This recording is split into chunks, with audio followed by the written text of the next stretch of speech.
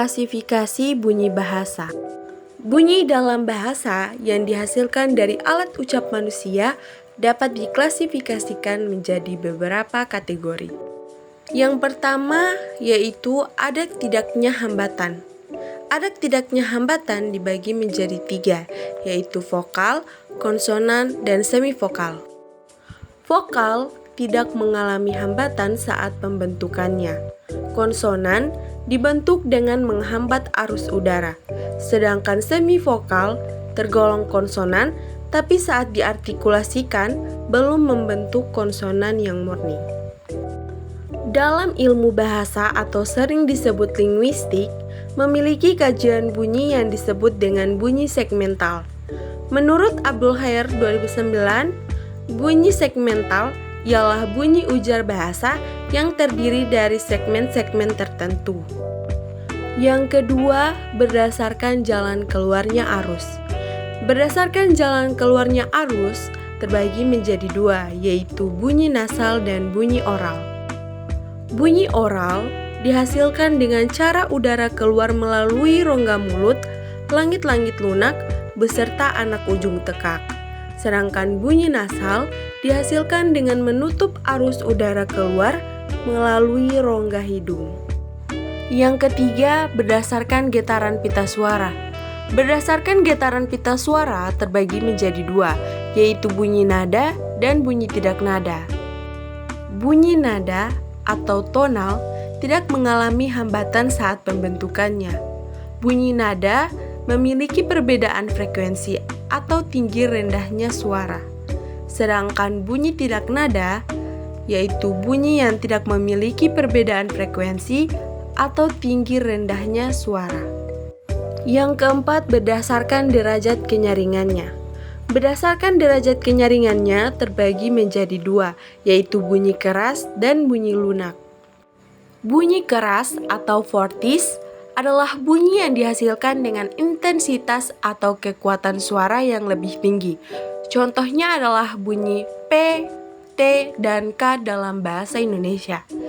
Sedangkan bunyi lunak atau lenis adalah bunyi yang dihasilkan dengan intensitas atau kekuatan suara yang lebih rendah. Contohnya adalah bunyi B, D, dan G dalam bahasa Indonesia. Yang kelima, berdasarkan lamanya bunyi, yang terbagi menjadi 3, yaitu bunyi vokal pendek, bunyi vokal panjang, dan bunyi konsonan. Bunyi vokal pendek adalah bunyi vokal yang memiliki durasi atau lamanya yang relatif singkat. Contohnya adalah bunyi A dalam kata batu atau bunyi I dalam kata city.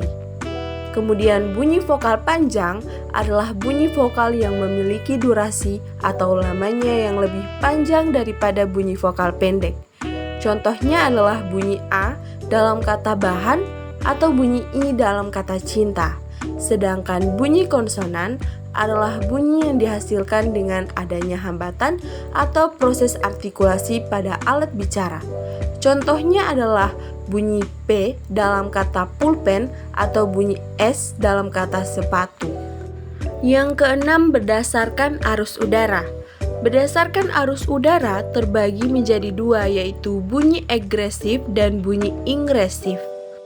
Bunyi agresif yaitu bunyi yang dihasilkan dari arah udara menuju keluar melalui rongga mulut atau rongga hidung.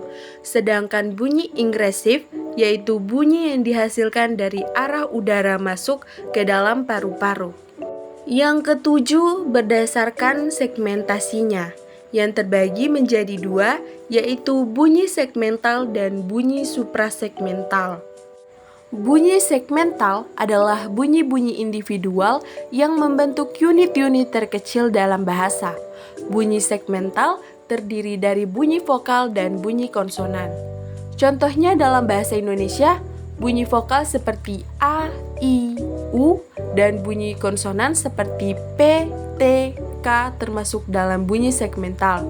Sedangkan bunyi suprasegmental adalah bunyi-bunyi yang melibatkan fitur-fitur prosodik yang melampaui tingkat bunyi segmental. Fitur-fitur ini mencakup intonasi, penekanan, durasi, dan ritme. Contohnya intonasi yang digunakan dalam pertanyaan atau kalimat pernyataan.